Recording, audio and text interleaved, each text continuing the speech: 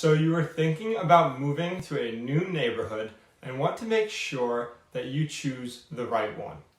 This is a question that real estate agents get all the time, and it's a question that we can't answer. It may sound harmless enough to give an opinion, but it could be a fair housing violation. Whether a neighborhood is good or not is different for everyone. It could be based on location, walkability, if it has a dog park, or what good schools are in the area, or if there's a lot of crime or not. Not being able to answer this question is to prevent bias between neighborhoods with different demographics. But even if your agent can't answer directly, they can at least point you in the direction for the data to find your answers. So today, I'm going to give you 3 recs to research before moving to a new neighborhood to make sure you choose the perfect one for you.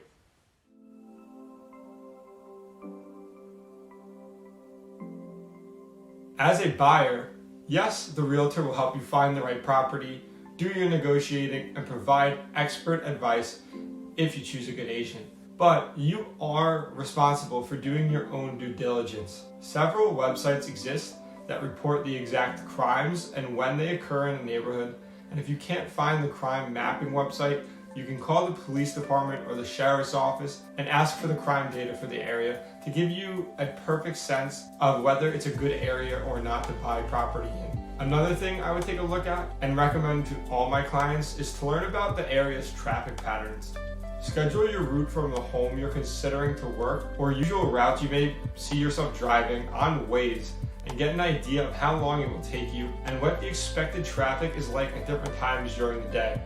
You can even go to that neighborhood, walk or drive around at different times during the week or on the weekend and get an even better idea. This also gives you the opportunity to see the kind of people in the neighborhood and what goes on during the day and at the time you're there. Being in person allows you to envision yourself living there. Next, research how good the schools are in your area, especially if you have children of your own. But even if not, the areas with the better schools usually retain their property values better and even appreciate at higher rates. So the good schools are usually in highly sought after areas. I recommend people go to the County Board of Education or even a quick Google search online. You will find many websites that provide the data of each school in the area, rated and ranked with reviews from both parents and students. You can see how well students perform at each school, their test scores, and what schools are the best in the areas that you are considering for your kids. Sometimes a great area may not have great schools, and the families send their children to private school. So this is always something you want to know ahead of time by doing the research needed. Third, it's important to find the percentage of homeowners to renters in the area you are considering. Areas that are renter heavy are more likely to not keep up as well because the people living there don't have the same vested interest as homeowners. With you looking to become one of them, it's nicer to be in an area where you're surrounded by other homeowners and you all care for the community together and support one another.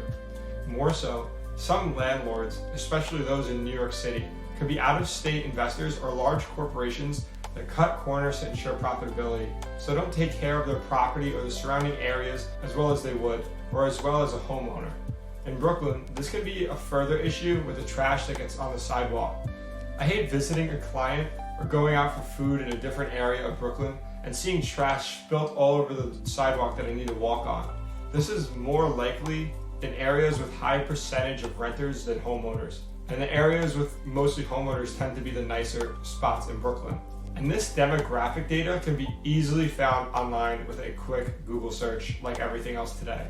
So all in all, it's important to research the crime in the area, its schools, and the percentage of renters in the area by looking at data that is extremely available to you. Your realtor should 100% be pulling their own weight and going above and beyond for you. But these are just a few things that you can research on your own to make sure that you aren't unhappy when you finally buy your primary residence and don't end up not liking the neighborhood you are now living in. Always do your own due diligence and research these 3 things so you move into an area you love.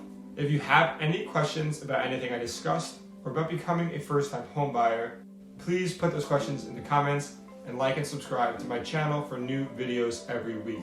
If you like my help and would like to work with me, I can be reached at the information on the screen and also in the description below. As always, Thank you for watching.